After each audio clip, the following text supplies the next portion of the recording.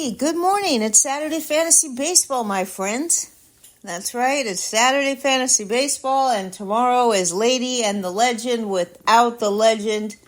It's just the lady. 2 days this weekend, so you're going to get your fill of me, and that's what we love. So, good morning to everybody, and if you're listening on demand, you know how we do things around here, which is that we like to say hello to everybody in the chat room. We have a wonderful chat room, but it does take a second for the live broadcast to come through to the chat room people. So what I like to do in the meantime is just go ahead and tell you that every single day of the week at LennyMelnickFantasySports.com, you can find a podcast at 9 a.m. live. You could join in the chat room. You could sign up. We don't send spam. We don't send emails. We don't do any of that. We don't sell your information.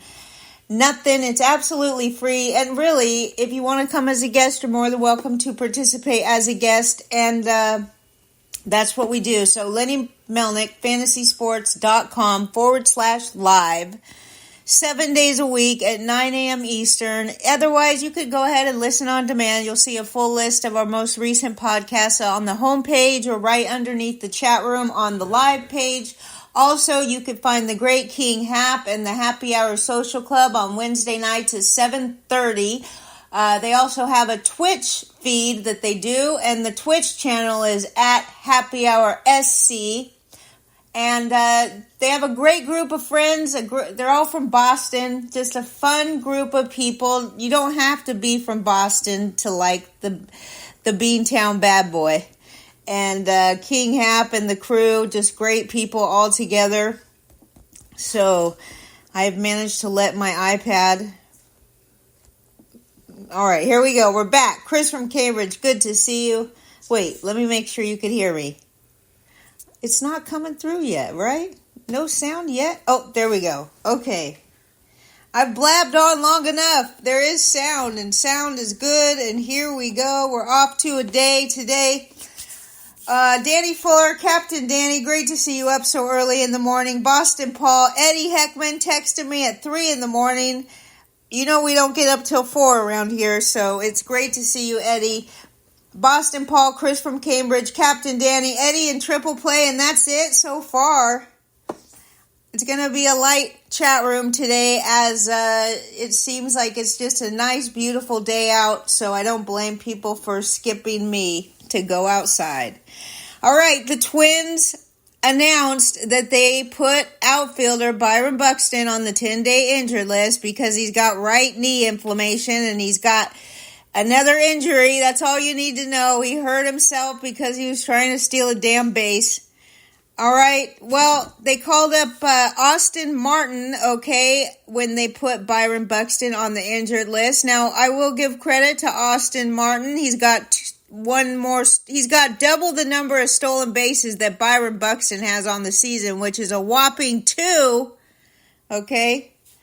Somebody else came into the chat room. Leonard Donaldson, whoop-dee to see you. It's nice to see you. Nice to see everybody. Thank you for supporting me, and we appreciate all of you. What about Austin Martin? Okay, it looks like he is going to get some time in center field while Buxton is unavailable, but also another guy that we're going to be talking about later on in the show for a FAAB target, potentially Willie Castro. Austin Martin, 23 games in Minnesota, 7 extra base hits, 1 home run, 2 stolen bases, batting .222 in 63 at-bats.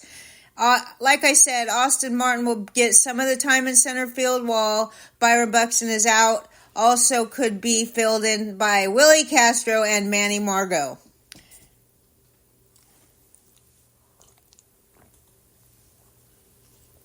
Boston Paul putting up some stuff from John Anderson in the chat room. He's a good follow on X. It's at JONPGH. Laura, great to see you, lady. Wonderful to have you aboard. And Mary, say hello to Mary. MLB batting average so far this year is .239. Yes, it's a whopping 239. When I first started playing fantasy baseball, I promise you that the MLB batting average was much, much higher. I mean, if you weren't batting 275, you were about ready to lose your job. Now, if you're not batting 220, you might lose your job. But the average among all MLB teams so far this season is 239. This one came from Boston Paul. He shared, of course, he's a Red Sox fan. Lowest starting pitcher ERA for the first 32 games of a season. The number one, of course, is the pesky Dodgers from 1972 with a 1.58 ERA. And number two on the list, 2024 Boston Red Sox with a 2.03 ERA for the first 32 games of this season. Good morning to guest Leon. Malpal, good morning to Malpal.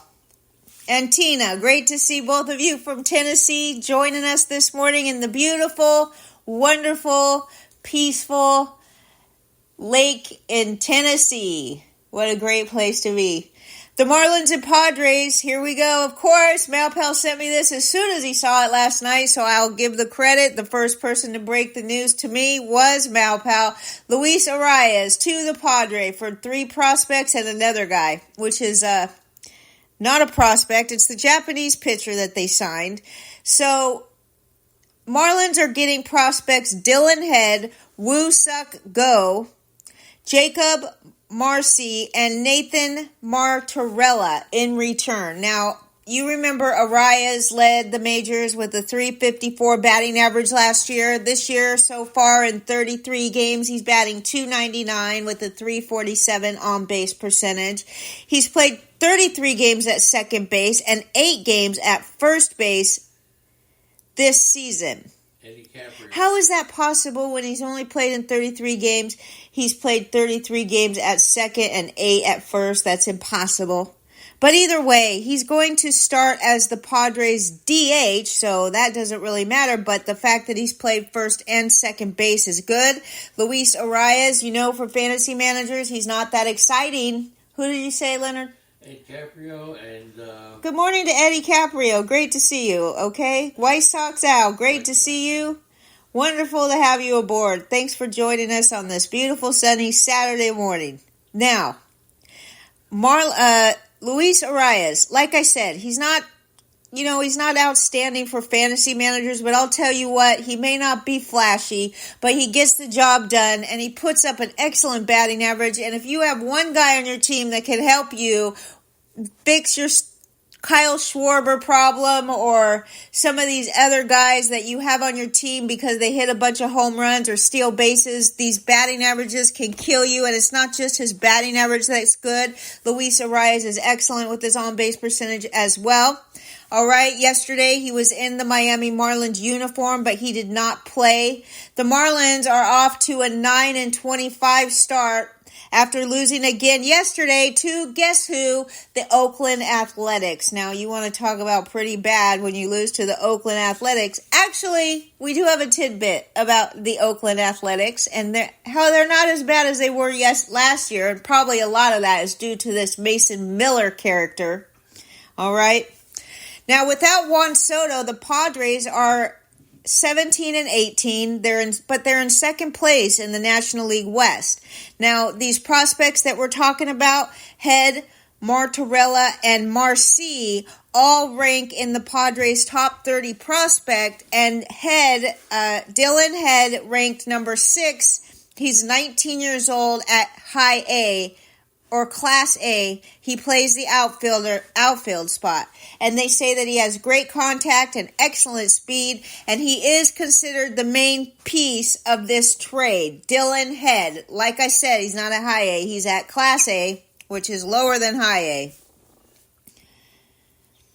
Sarah Langs brings up Luis Arias. Last season, he became the second player to win a batting title in consecutive seasons with different teams, and he's the first since 1915.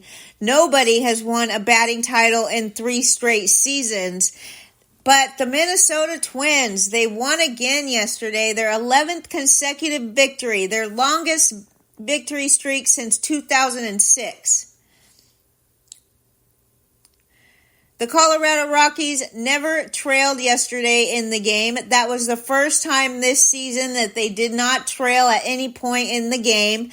They also won 3-2 over the Pittsburgh Pirates. So their streak of consecutive games trailing at some point in the game ends after an MLB record of 31 games. Good morning to everybody in the chat room. Thank you so much. Rick Leach, happy birthday. Malpal, Tina, Triple Play, White Sox Al, Laura, Leonard Donaldson, Eddie Heckman, Dirty Eck is here. Great to see fellow Mets fan, Eddie Caprio, Captain Danny, Chris from Cambridge, Boston Paul, and Leonard. Jeremy Gibbs. And Jeremy Gibbs. Great to see you too, sir. I'm so annoyed at this. I just want to curse every day, all day right now because stupid Zach Gallen is not making his start. I just can't imagine it. He hurt his hamstring. They pulled him out of the game. They didn't put him on the injured list. They said he was going to make his next start, which he did not, by the way, which totally sucks. Not only is he hurt, but you can't put him on the injured list because the Diamondbacks aren't putting him on the injured list, and I'm stuck with this guy in all of my money leagues. This is the problem with drafting the same guy in every league. Now, I did not intend to do this. In fact, I didn't even know I was doing it. I drafted Gallen because his spot in the ADP was very appealing to me. Same thing with Sonny Gray, Justin Steele, Montgomery, and all those. But Zach Gallen is an important part of my world, all right? Now, his freaking start is pushed back again. I hate to be the bearer of bad news to myself, okay? Because that's what I'm doing. His next start is pushed back again. His hamstring is the issue, and he's now tentatively scheduled to pitch on Tuesday. So what do? Not only is this guy on all my teams, but I was a big proponent of not benching him last Sunday when people on X were talking about whether or not they should bench Gallen. I said, no, you absolutely should not bench Gallen because it's not his arm that's the problem. He just had some sharp pains in his hamstring and he got it tested out and there's no structural damage or damage to his hamstring. So let's go, right? Like his Achilles didn't pop or anything crazy like that. Big Al on the prowl. Great to see another Mets fan. I think we have the majority of my people in the chat room today are Mets fans. Let's go Mets and let's go Rally Pimp and let's go Christian Scott, who's going to make his debut today, which maybe that's why you guys are here. We will talk about Christian Scott. Don't you worry. The Oakland Athletics, they're better than they were last year. Where's Turd at today? Lenny, find Turd and tell him to get on in. Find Turd. On X. Turd. You can find him on X. The Oakland Athletics are 1.5 games back in the American League West. That means the Mariners and the Rangers are tied with 17 wins each, and the Oakland Athletics are at 16 wins already this year. They won their 13th game last year on June 6th. The 2024 Athletics won their 16th game on May 3rd, which is yesterday. So good. Turd, great to see you. Oh, shit? Yeah, he came. Turd is here. I love the emojis, Danny Fuller. Okay, it looks like we got a full house now, and it's great to see all of you coming in on a Saturday morning. I know it's beautiful outside, so I don't blame you if you can't make it on the weekends, but we appreciate all of you, and we love to talk baseball. All right, I told you that the Athletics do not need to be broken down as much as they did last year. They've been much better this year, and they're only one game behind those pesky Rangers. I like the Rangers, so I'm not going to call them pesky. The Dodgers are the pesky team. The MLB players with 7 or more home runs and 7 or more stolen bases on the season so far. You got, of course, Ellie De La Cruz with 8 home runs and 19 stolen bases. You have Shohei Ohtani, a pesky Dodger, 7 home runs and 7 stolen bases. Jose Altuve, 7 home runs and 7 stolen bases. And my boy, C.J. Abrams, 7 home runs and 7 stolen bases. Now that's a great start to the season, little C.J. Abrams. He was a little hurt earlier in the season, but I'm pleased, okay? Now, there's a long way to go, but we will give credit where credit is due, and that would be that Elly De La Cruz is on pace for 141 runs, 31 doubles, 5 triples, 42 home runs, 157 hits, 89 walks, and he's batting .280 with a .389 on-base percentage.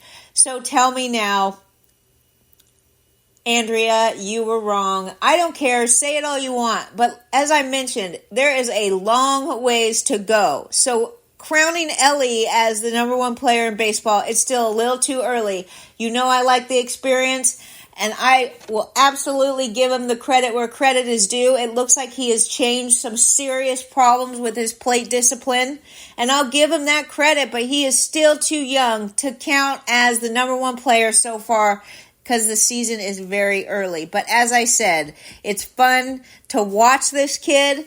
He steals base like a maniac. He has got a great smile, and he's always flashing it. He's just a good player to watch. Exciting as all could be. I don't remember a player more exciting to watch than Elly De La Cruz, and he makes his whole team fun to watch, even though they have some other great players on that team. Now let's talk on the downside about some Marlins. The Marlins had a record of 6-24, which was a win percentage of .200, that was prior to their sweep of the Rockies in 3 games, and that's the worst record entering a series of 3 or more games that a team has swept since 1886. So basically, it doesn't happen very often that a team with such a bad record sweeps a team, but the Marlins did sweep the Rockies. Now let's talk more about the Padres. Mike Schill is pissed off. He is so pissed off. He says enough is enough, okay? Because he is not going to tolerate these teams throwing at the head of his boy Tatis. He says that the frequency of pitches that are thrown towards the head, which is pitches that are up and in on Tatis, he says it's unacceptable. So he wants these pitchers to lay off throwing at the head of Tatis, or maybe somebody could tell Tatis to back up a little bit and quit standing on top of the plate with your head over the plate. Okay? Back up.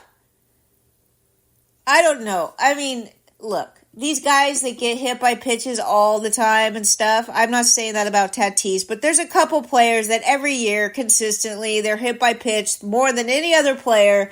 And to me, it means you need to back up a little unless you're prepared to get hit by balls all the time and pitches. If you're prepared to get hit by pitches and take your free base, then good for you, right? But if you're not, then you should probably back up a little bit. Otherwise, as far as Mike Schill is concerned, he is not having it anymore. So these pitchers better watch out. This guy's pissed.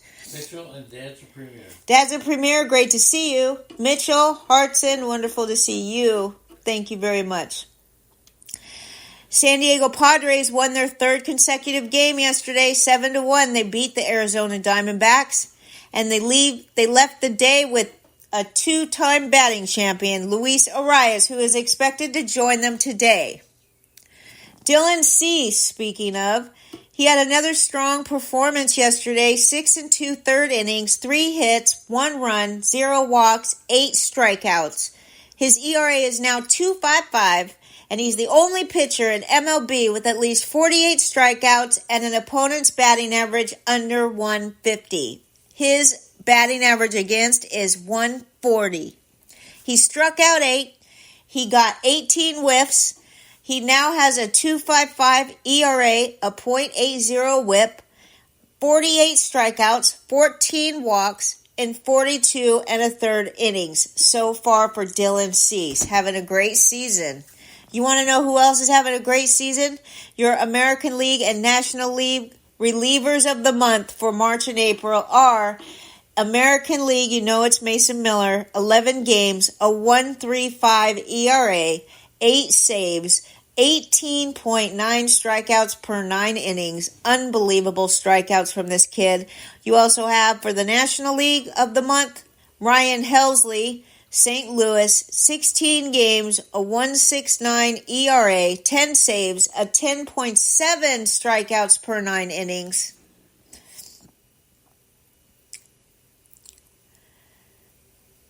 Roto Lady with the tidbits. You know it, okay? Good morning to Jeremy Gibbs. Good morning to Turd. The Rangers are not playing well at all. That's right. Well, I think this started when Josh Young got hurt. Rotorius, another Mets fan. I think everybody's gathering to talk about Christian Scott. I wouldn't be surprised, but I appreciate all of you being here, and I'm just checking in with the chat room, so let's check it out. I see Lindor day to day. What the hell? I have nobody to back this guy up. I'll play this guy. If he's hitting 150, I'll still put him in my active roster because I know he's going to turn it on any minute. But now he's day to day. You bring up Lindor, not in that context, but that's exactly what I think of when I see Lindor's name, which is, I guess I got to pick up some other stupid shortstop because he's day to day, and you know what that means. It means he's hurting somewhere. The 2022 Royals, they won their 20th game on June 10th. The 2023 Royals won their 20th game on June 20th. The 2024 Royals won their 20th game yesterday, May 3rd. So obviously the Royals are doing a lot better. I'm actually wearing my Kansas City Royals shirt today, okay? I wear it because it's cute, not because I'm promoting the Royals, but it doesn't hurt that they're doing a good job. Now, the Mariners, another team that is doing a good job as far as their starting pitchers are concerned. 20 earned runs allowed by the Mariners starting pitchers in their last 20 starts. That's 1 earned run per start. As if I needed to clarify that, okay? 20 earned runs in 20 starts. Malpal, you're going to like this one. The last guy to play 500 or more games as a San Diego Padre and hit over 300 doing it was your boy, Mr. Padre, Tony Gwynn.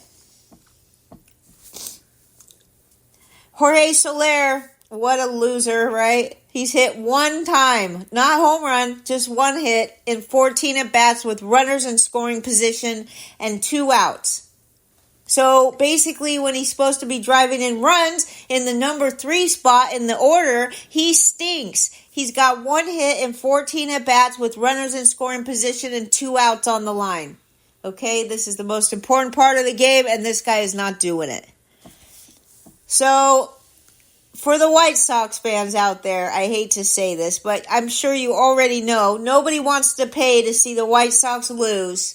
Okay, the Cubs are 8th in home attendance out of 30, and the White Sox are 26 out of 30, which, hey, look at the bright side of this. There's 30 teams, and they only rank 26 out of 30, so who are the teams with less home ticket sales than the White Sox? We could already assume that one of them is the Oakland Athletics, but there's 2 other teams that are less sales and tickets at home than the White Sox and the Athletics. I'd like to see who those teams are.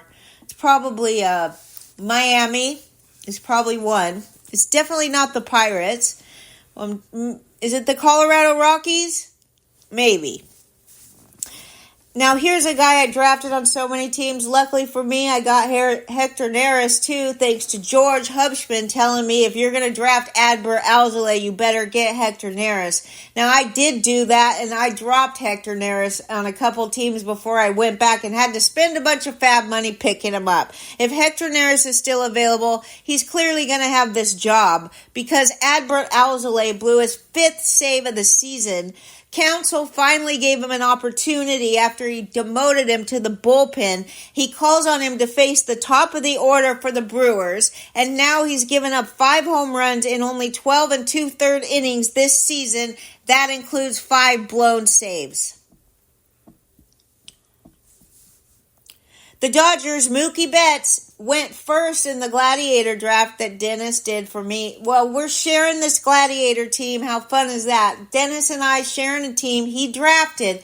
We got the second pick, and we were going to choose either Mookie Betts or Ronald Acuna Jr. And Ronald Acuna Jr. was who we got because the first pick was Mookie Betts. He entered yesterday leading MLB in hits, runs, and walks. The only player to finish a season leading MLB in all three categories was Ross Barnes in 1876. Tim Anderson, last 170 games, 1 home run. In his 170 games before that, 20 home runs. Tim Anderson is burnt, charred, done, and that's it. You can drop him for sure. Daniel is here. Great to see you, Daniel. Good, Daniel Ferrara is here. Okay. The Reds already have 55 steals, and of course, you could thank the boy Ellie for a lot of that. But at their current rate, the Reds would go well over 200 stolen bases for a season, and Ellie De La Cruz is on a trajectory to land in the 80 to 100 stolen base range. Yes, the pesky Dodgers. We're not talking about them right now, though. Marcus Semien, off to a great start in defensive run saves. He leads the majors. The longest active streaks of consecutive plate appearances without a strikeout, Stephen Kwan, 68, Luis Arias, 38, Salvador Perez, 36, and Miguel Rojas, 25. Here we go, Christian Scott. The Mets are bringing up their top pitching prospect, Christian Scott, for his debut against the Rays today. He's got a hell of a schedule coming up. And now, at least temporarily, he steps into the rotation that includes Jose Quintana, Luis Severino, Jose Budo, and Sean Manaea. And I know this to be a fact because I heard the manager say it yesterday. Adrian Hauser will be moved to the bullpen, at least for the next couple rounds of the rotation. Now, Christian Scott, very exciting. He made 24 starts in the minors since the start of 2023. He had a 2.71 ERA, a .82 whip, 143 strikeouts over 113 innings pitched, 11.4 strikeouts per 9, only 1.4 walks per 9, and a 29% strikeout minus walk rate. All right, now there is one caution here, is that he's allowed 7 home runs in 5 starts in the minors this year. That's 2.5 home runs per 9, which doesn't fly in the majors. So we're all telling you to add him if you can, even though I have to give the good, the bad, the dirty, the ugly, the clean, and all of it. All right. Now, also another downside to Christian Scott. Yes, he's staying in the rotation at least for the next couple weeks, but he is getting one heck of a tough schedule. Okay. Tampa Bay, Atlanta, the Phillies, the Guardians, and then if just one start gets pushed a day over the next month, then he lines up for the Dodgers, the Diamondbacks, and the Phillies. Yikes. Okay. That's from Chad Schlitz. Statcast Geek on X, one of my great follows that I like. You know, I like to share those with you when I find them. Now, I don't know what all this is. It's hard to read the chat room. Okay, Yankees manager Aaron Boone says that Garrett Cole will throw from a mound today for the first time in his recovery from elbow inflammation. So, Garrett Cole has been throwing on flat ground in the recent weeks, but he did say that he will throw off a mound today. So Garrett Cole really trying hard to come back for you guys. I say you guys because I don't ever draft Garrett Cole. If you've been listening to me for a while, you know I have disdain for the guy. But other than that, I have to admit he's a good pitcher when he's healthy. All right, even if he is a little bitch. The Rangers announced yesterday that Eovaldi has been placed on the 15-day injured list with the right groin strain. Yerry, Y-E-R-R-Y, Rodriguez was recalled in a corresponding move. Now, Eovaldi underwent an MRI yesterday, which confirmed his right groin strain. He is on the 15-day injured list, joining Max Scherzer. Yeri Rodriguez will join the big league roster in Eovaldi's place, but he's not a starting pitcher. The guy who could come up now, get your rookie love intact, okay? Here we go with Jack Leiter again. He came up, he pitched to a 17.18 ERA and a 3 whip with only 3 strikeouts. Okay, the only thing he didn't do was get a loss. So the thing is, he's got the name Jack Leiter. I know, I say his name wrong half the time because it's an E before an I and I get confused. But yeah, it is. That's right. Jack Leiter, right? Yeah. Jack Leiter. All right, so at AAA Round Rock on Thursday, Jack Leiter allowed 2 runs on 3 hits and 2 walks. He struck out 4 over 5 innings. Okay, so his 5-day schedule lines up perfectly to help the Rangers next week should they need a spot starter. Now, I would assume that they will because the Rangers and the A's have a doubleheader next Wednesday, so it does seem like Texas is going to need some form of pitching help. Now, Max Scherzer and Eovaldi are both on the injured list, so you're working with only 3 healthy starters. Actually 4. They have John Gray, Dane Dunning, Andrew Heaney, Michael Lorenzen, and the rest of their entire starting rotation is on the injured list, which would include 5 injured pitchers. And since they do have that doubleheader next week, I would assume that they are going to need some help, whether it be from Jack Leiter or not. He didn't have a great debut, but he has been doing really good in the minors. Now, I would like to hear what King Turd has to say about Jack Leiter. First of all, King Turd is a big fan of the youngsters because I will say they are exciting. He puts a little throw-up emoji next to Heaney, though. He's not pleased with Heaney. And Daniel points out that Dane Dunning is an ex-White Sox pitcher. Great to see Merrill stumbling and bumbling and careening into the chat room on a rainy day. It's sunny here, so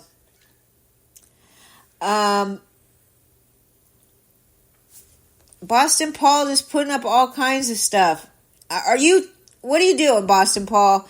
You got Brad Keller returns this time for the White Sox. Last year, 14.6% strikeout rate, 21.5% walk rate, and a negative 6.9. I don't know, but I know you're a big fan of Brad Keller. I know there's a lot of people out there that are a big fan of Brad Keller. I know you're obviously now a big fan of John PGH. John Anderson, one of the best follows on X. Boston Paul is enlightened by him, which I don't blame him. John, his handle is at JONPGH, John Anderson on X, one of the great minds in fantasy baseball, absolutely. I actually learned from him through Turd. So, guy's a cool guy, a good family man, puts up all kinds of stats on X. Everything is unique because he doesn't really follow anybody else. He does his own research. He has his own projection systems. It's a really great follow for sure, and Boston Paul is really letting us know how good John Anderson is. Okay. Now, we did see Paul Skeens. I'd like to point out a couple of things about Paul Skeens. First of all, he finally did get stretched out to 6 innings. So you can't really say the guy's never pitched over 4 innings in his career in a start. He is being stretched out. I'll give him that.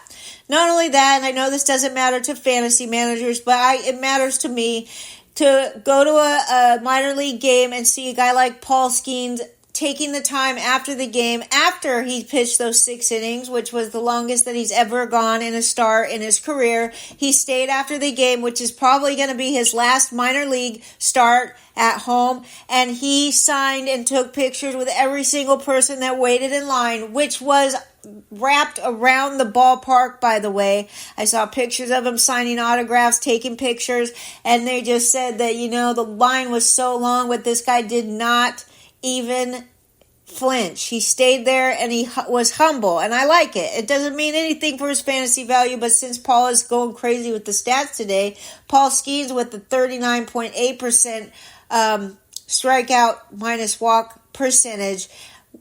Paul Skeens, Christian Scott, Jack Flaherty, Brady Basso, Jared Jones. Okay, anyways, it's okay. It's just keep it to a little down so that I can interact with the chat room. No problem, Boston Paul. We love to get the tidbits in the chat room, and we appreciate them. I'm not harping on you. This guy is an excellent follow on Twitter, and, whatever makes the chat room smart is great by me. Let's talk about some FAAB targets now that we're halfway through the show. I know some of these guys are probably already owned. I really do only try to pick out players that I think are not, that there's a possibility that they may be available. Now, I know in HAP's league, where Boston Paul is constantly texting me about if you should drop and pick up players, because this is a 10-person league, and, you have 23 active players, and the free agency is a free-for-all, meaning that you could go pick up a player anytime you want. It doesn't cost you any FAAB. There is no FAAB. It's first come, first serve. So the free agency is like a freaking carousel, okay, with players going on and off, and you have 6 bench spots, so you can just constantly pick up and drop players. My only thing about that is that anybody is worth a pickup, right, especially if it's a bench spot, and if it's a youngster, it is exciting. They get all the hype, but the problem with it is that you're so quick to jump to the next best thing. Not just Paul, but everybody in these types of leagues where like last week it was Beck, okay, or Black for Milwaukee or Colorado. Next week it's going to be, right now it's Christian Scott. Next week it's going to be some other youngster that's coming up. And you can't expect these guys to be brilliant right away. And if you pick up a guy because all the hype is going on, right? You put yourself in a position where, okay, the next player of the week, the target player of the week is Christian Scott. If he has a bad outing, then you drop him, right? And then some other guy goes around and picks him up after a couple starts, and then he keeps him. The key is to know when to drop these guys. You can't just pick them up and expect them to be brilliant their first week. If you're going to pick them up, you're going to have to hold on to them, or they will never pan out for you. There is always going to be some bumps in the road. So my suggestion is, if you're high on a guy because you like what he's done in the minors, you put him on your bench, you let him simmer for a couple weeks. If he doesn't look like he's going to get any playing time, or if he looks like he might lose his spot in the rotation, then go ahead and drop him for the next flavor of the week. But you can't just keep dropping players. Like last week we picked up the guy from Colorado, right? He was going to play every day, and then now it's like, well, I have to drop him to pick up Christian Scott. It doesn't make any sense. You're not going to be able to hold these guys long enough for them to do anything good for your fantasy team. Now let's talk about a guy who is not really a huge prospect. He's 26-year-old Javier Assad for the Cubbies. Now we have Bellinger hurt, so we got that going. And last season, before he came into 2023, he had a good stint with Team Mexico in the World Baseball Classic. Okay, then he settled in as a valuable swingman for the Cubs in 2023. He played in 32 games. He appeared in 32 games for the Cubs last season, and he only made 10 starts. Okay, he did have a decent 3.05 ERA and a 1.23 WHIP with 94 strikeouts across 109 and a third innings. He was useful in gobbling up innings. He was a multi-inning reliever, an effector, if you will. Okay, right now, and here's the thing: he's a starter this year. He's made every outing so far, which is 6 outings so far for the Cubbies. He's pitched at least 5 innings in 5 of 6, and the one that he didn't make a complete 5 innings was 4 2/3 innings, so he nearly made 5 innings. Okay, so we could just expect this guy to pitch 5 innings every time he goes out there. The last 14 days, his ERA is 1.76. His ERA on the season is 1.97. His WHIP is 1. He's got 27 strikeouts in 32 innings pitched, so he does strike out a good chunk of people. And I'll tell you what, his fastball his fastball averages at 91.7 miles an hour, which means that he is not probably going to throw his arm out trying to throw 100 miles an hour. Also, the average exit velocity of opponents' hits off of him are only 87.6 miles an hour. That's in the 70th percentile. He's also allowed 2 or fewer runs in each of his 6 starts this season, and his next start is tomorrow at home against Milwaukee, which gives you another opportunity to see how he does, which could be good or bad. If he's on the waiver, you don't want him to have a great start, because I'll tell you what, he's sticking in the Cubbies rotation for now. Now, I wish Dr. Dennis Timko was here, because he drafted this Eric Fetty on our Gladiator team. I don't hate him for that. I don't mind Eric Fetty, because Eric Fetty deserves to be talked about as we speak.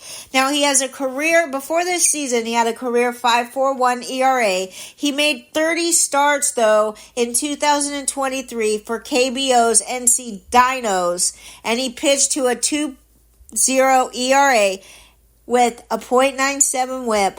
And also, it wasn't just those that was good. His supporting stats were excellent. He struck out 29.5% of the batters that he faced, and he only walked 4.9% of the batters that he faced. Now, of course, entering the season, a lot of people questioned whether or not it was going to work or if it was going to translate from overseas over here.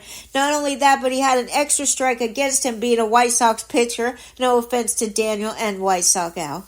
But Eric Fetty, 31 years old, getting it done this year, a 2.60 ERA, a 107 whip, and 39 strikeouts so far. Also, in his last 14 and a third innings, he has struck out 20 batters, including one outing where he went 8 and a third inning pitched, allowed 2 runs, and didn't walk anybody. One of the best things about this guy that he really seems to have figured out is his command. He is not walking batters at all. Okay, he's allowed more than 2 runs in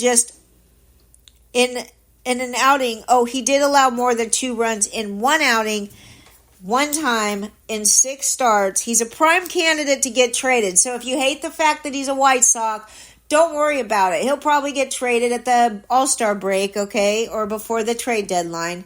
Another guy that Dennis drafted is Trevor McGill, which I'll say this truthfully. I like Trevor McGill, but this is a Gladiator League where you cannot make moves and you're stuck with him in your roster for the full time, and I do not like this draft pick by Dennis. Even though Dennis did an excellent job, I'm not knocking him. Look, everybody thinks they could have done better the next day, but Dennis did a spectacular job. He loves this Trevor McGill. He's very smart when it comes to fantasy baseball, so I trust him on this, but the problem is, when is this Devin Williams going to get healthy and come back? If he never comes back this season, then Trevor McGill is excellent, because Trevor McGill has been the closer the last 2 saved chances. You have Trevor McGill, Joel Payamps, and this Uribe guy, Abner Uribe, all fighting for save opportunities, but McGill is getting the job done. So if he's available in your leagues, you hop on McGill. He got a save yesterday in a perfect 9th inning for the Brewers.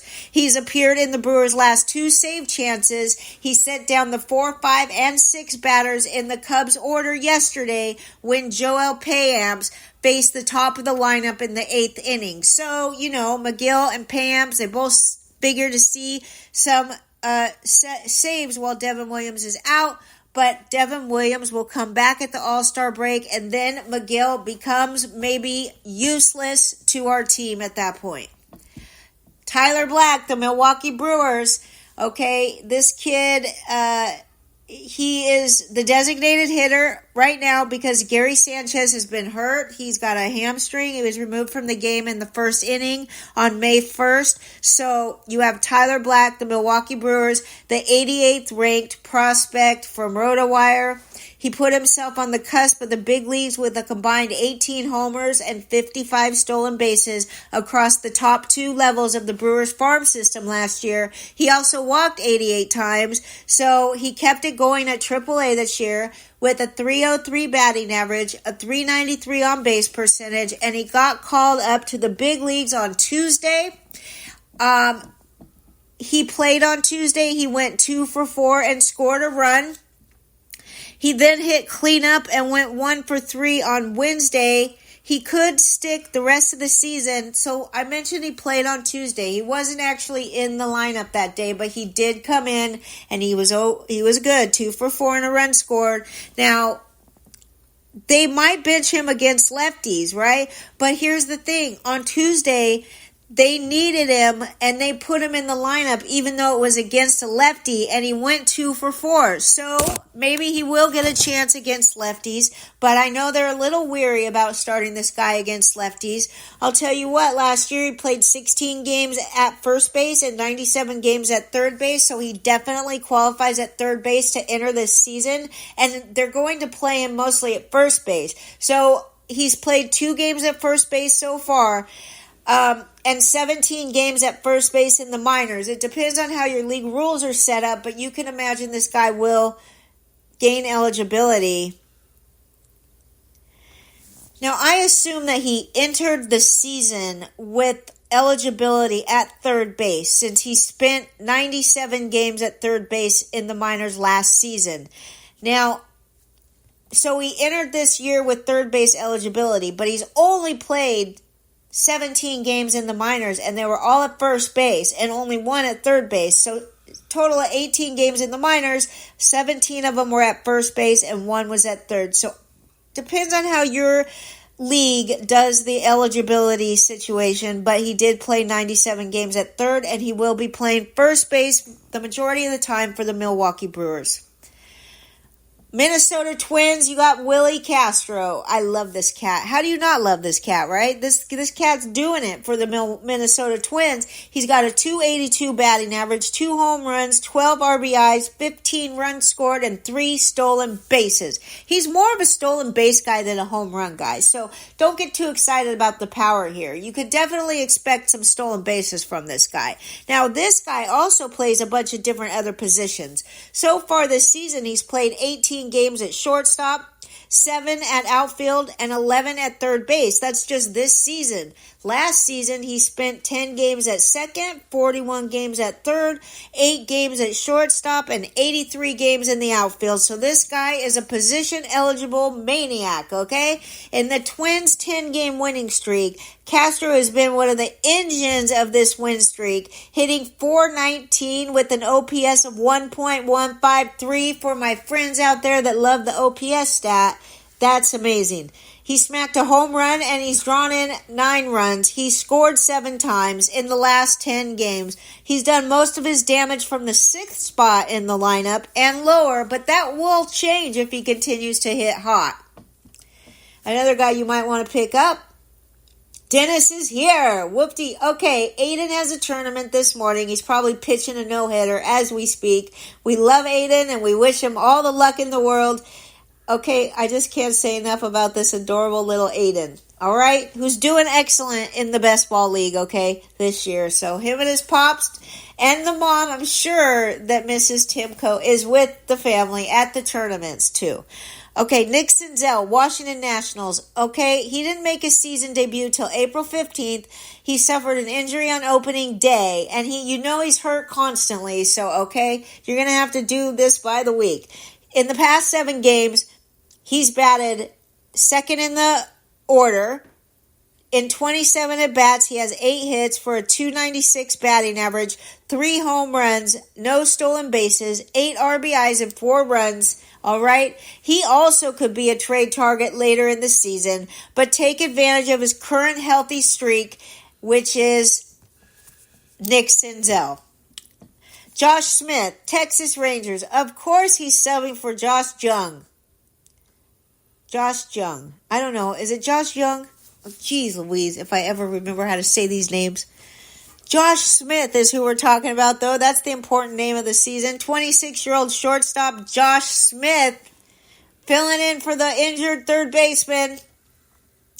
Josh Smith, so far this season, okay, 304, 2 home runs, no stolen bases, 14 RBIs, and 16 runs scored. But in the last 8 games, he's 9 for 24 with a .375 batting average, a .464 on base percentage, 2 home runs, 3 RBIs, and 5 runs scored. And as Turd pointed out in the chat room, our lovely chat room, is that the Texas Rangers are not playing at their best, all right? So, but this, you know what? He's good for a while because Josh Jung, he's not coming back for a long time. He's on the 60-day injury list. And I'll tell you about Josh Smith, who last year played 3 games at second base, 25 games at third base, 33 games at 33 games at shortstop, and 20 in the outfield. That means he qualifies in every league at third, shortstop, and outfield. So far this season, he's played 26 games at third and 7 shortstop. He's batting primarily in the 5 to 7 spots in the lineup. The Rangers lineup is going to score a lot if they start hitting, and he will definitely drive in plenty of runs. So here we go. Mid-June for Young. How do you say it, Leonard? Young.